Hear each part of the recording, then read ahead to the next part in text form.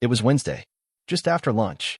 The kind of afternoon when people start to drift, heads down, half-focused, counting the hours.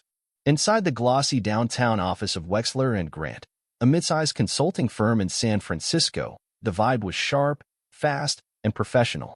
Dark suits, cold brew on tap, and a view of the bay that no one really looked at anymore. Then the front desk pinged. A delivery. The elevator doors opened with a soft ding, and in stepped a man in his early 30s. Red windbreaker, jeans faded at the knees, a black ball cap pulled low. He carried a medium-sized cardboard box marked confidential, internal. Nobody knew his name. He looked ordinary. Tired, maybe. Not someone you'd remember.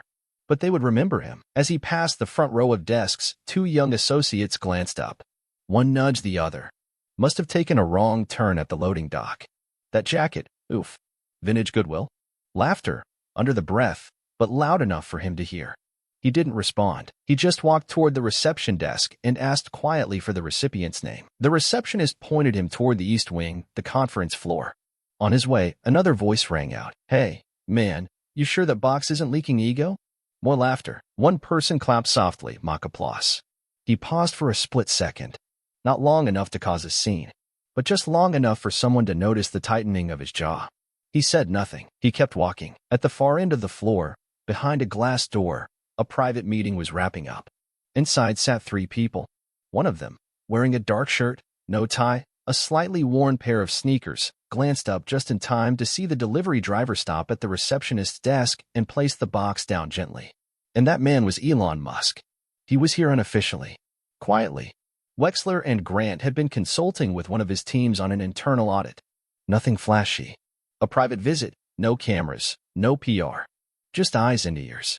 He hadn't said much all day. But now, he stood up, walked out of the glass room, and crossed the floor. The laughter had faded. People were watching him now, unsure of what they were seeing. Elon walked straight over to the man in the windbreaker. You here for the audit files? The man looked up, a bit caught off guard. Yeah, this one's for you. I was told. Perfect, thanks. Elon took the box himself, then turned and looked at the rest of the office. The tone in his voice was calm, but every word was unmistakably clear. I'm not sure who found it funny to mock someone doing his job, but I can tell you this. Where I come from, we don't laugh at the people who carry the weight. A long silence followed. One of the associates who'd made a joke dropped his eyes to the desk. The receptionist straightened her posture. No one said a word. Elon turned back to the delivery guy. What's your name? Matt. He nodded once. Thanks, Matt. Matt gave a quiet nod in return, then walked back to the elevator, his footsteps softer this time. Not because he was ashamed, just seen. And when the elevator doors closed behind him, the laughter didn't return. Only the sound of people trying to look busy. Because the person they didn't recognize? The one they'd laughed at without thought? He had just been acknowledged by the only person in the room who actually mattered. The elevator doors closed with a soft chime, taking Matt with them. And just like that, the energy in the room shifted. Not with a bang, just a hush. The kind that makes people suddenly aware of themselves. Like waking up mid-sentence and realizing someone's been listening the whole time. Back at the reception desk, the intern, Caleb, pretended to type something. Anything. Danielle, the senior VP who had made the marble desk remark, gave a short breathless laugh, like she was trying to break the tension. It didn't work. Because Elon Musk was still standing there. And he wasn't smiling. He looked around the room slowly. Not dramatic. Just steady. Deliberate. Then, he said something simple. What does respect cost? The question hung there, unanswered. Not rhetorical. Not angry. Just honest. And for some reason, that made it worse. One of the junior partners, Adam, cleared his throat. I think maybe. People thought he was just a courier. You know? They didn't know. Elon raised an eyebrow. Didn't know what? Adam faltered. Didn't know he was part of the audit process. I mean, we thought he was just a delivery guy? Adam nodded. Yeah. Elon didn't blink. Right. The guy carrying the thing you're not qualified to open, but sure'll laugh at him. Silence. Then he walked back into the conference room and set the package gently on the table. No flourish.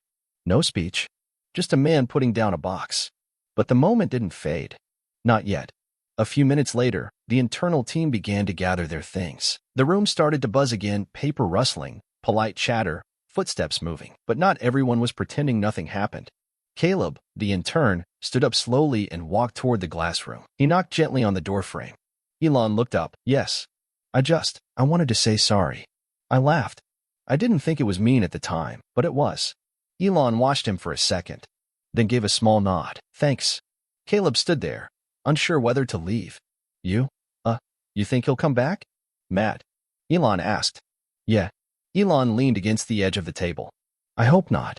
Not because of what happened. Just because he deserves better than this place today. Caleb looked down at his shoes. We all do better when we remember who's holding the door for us. That was it. No lecture. No finger wagging. Just that.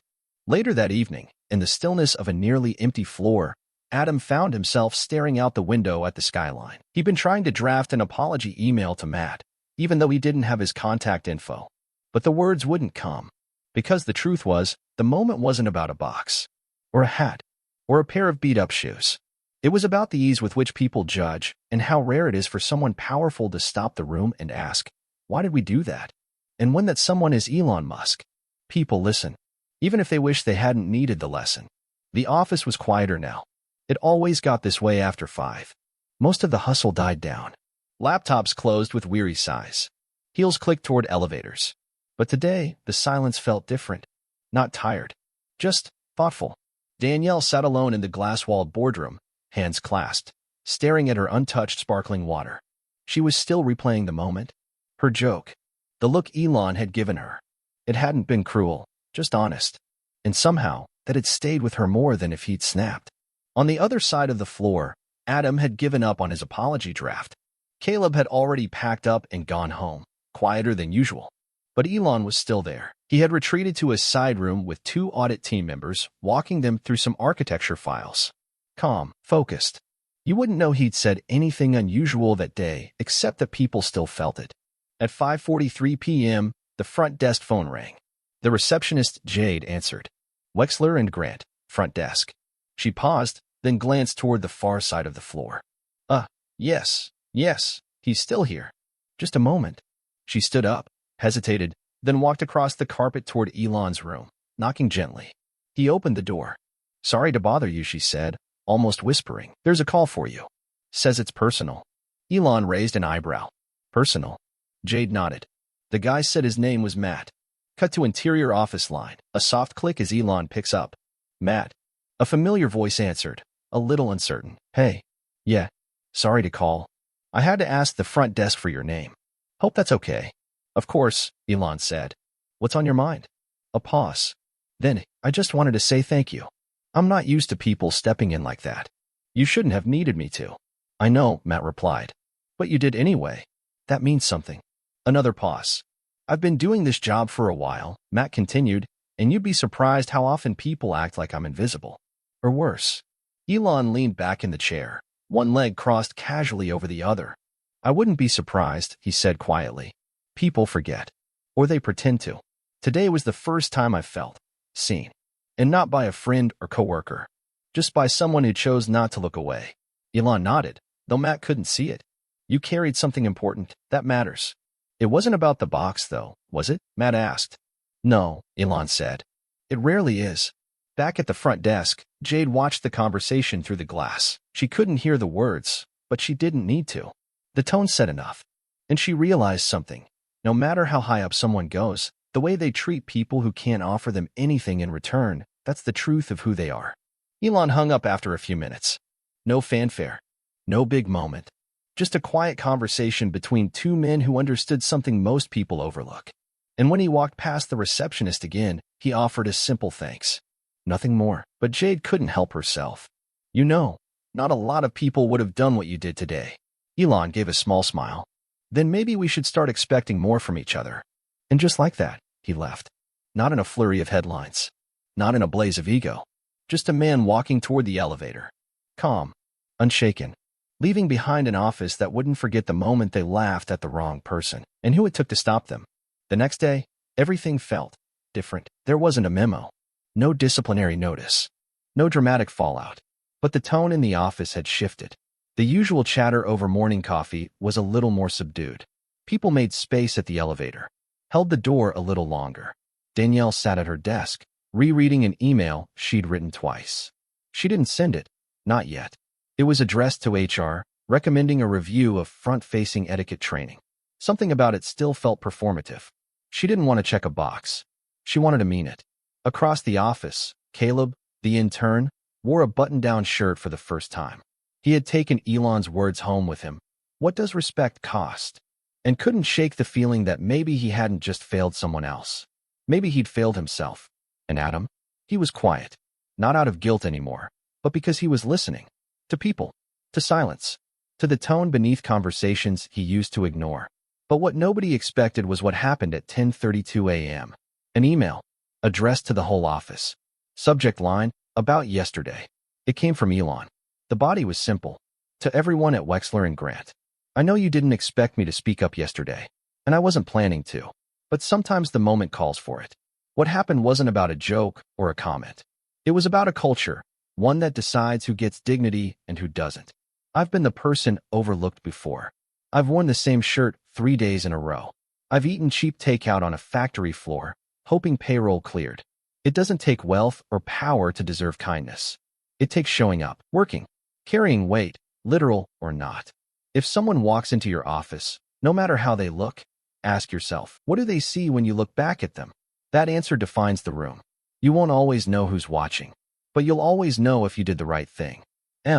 Soft piano underscoring. Thoughtful, not sad. The office was quiet for several minutes after the email. Nobody replied. No one needed to. Danielle finally sent her message to HR, this time rewritten from scratch. Sincere. Without bullet points. Just a simple ask to review how staff are trained to treat others, especially those they don't consider clients. Caleb pulled up LinkedIn and began writing a post, not about Elon, but about Matt. He called it, the man who carried the box. It read, we judged him. He said nothing, but the most powerful man in the room noticed and made sure we'd never forget it. Yesterday, I laughed at someone doing his job. Today, I'm learning to do mine better. He hesitated before hitting post, unsure if it was too much. Then he clicked it anyway. Later that afternoon, a small brown envelope arrived at the front desk. No company name, just the handwritten words, for Matt. Inside was a thank you card. No signatures, no logos, just 3 words. We saw, we heard, we'll do better. And tucked between the folds was something else. A badge, temporary guest access, handwritten initials, EM. Matt never came back to deliver another box. But his name, quiet as it was, lingered longer than most of the partners who came and went. And for the first time in a long time, people around here stopped laughing long enough to listen. 2 weeks passed. The story of what happened with Elon at Wexler and Grant never hit the news. There were no viral posts, no headlines. It didn't need them. It lived quietly in the hallways, in changed tones, in eye contact that didn't flinch away. Matt, the delivery driver, didn't come back, but he was remembered. Not in a token way. Not as, that guy we embarrassed. He was remembered in questions people began asking themselves silently. Every time someone new walked through the doors. Am I treating this person like they matter? Or like they're part of the furniture? People like Danielle, who once ran departments with clipped instructions and sharp glances, now made a point to greet front desk staff by name. Not as a gesture, as a habit. Caleb, still just an intern, got a reply to his LinkedIn post. Not from Elon. From Matt. 3 words. I read it. Thanks. That was all. That was enough. On the 15th day after the incident, Elon came back. No announcement. No entourage. Just like before. He entered the lobby with the same calm step, wearing a navy sweater and jeans. No one whispered this time. No one pointed. He made his way to the front desk, where Jade greeted him with a smile, not out of obligation, but familiarity. Morning, Mr. Musk. Elon's fine. She smiled. Elon. He paused for a moment, as if deciding whether to say something. Then, you ever think about how fast people forget the good moments? But how long they remember the ones that humbled them? She nodded. I think about that a lot now. Me too. Upstairs, the same team was waiting. But something was different. This time, when Elon walked past the staff kitchen, someone offered him a cup of coffee. No one ever had before. Not out of rudeness, just out of assumption. He's Elon Musk. He probably has someone who does that for him. But today, they asked. He declined. Politely. And smiled. That day, the team got through their review faster than expected. As Elon prepared to leave, Adam caught up to him at the elevator. Hey, he said, almost awkwardly. Before you go, thanks for what you said. That day, Elon gave a small nod. Did it help? I think so. I think it's still helping. The elevator dinged. Adam hesitated. Can I ask you something? Sure. Why did you speak up that day? I mean, you could have said nothing. Most people in your position wouldn't have. Elon looked at him for a long second, then answered quietly. Because the most important person in the room is usually the one no one's paying attention to. The door slid open, and before stepping inside, he added, and I'd rather lose a meeting than lose a moment to do the right thing. The doors closed, and that was it. No mic drop, no viral speech. Just one man noticing a moment no one else did, and changing the room because of it.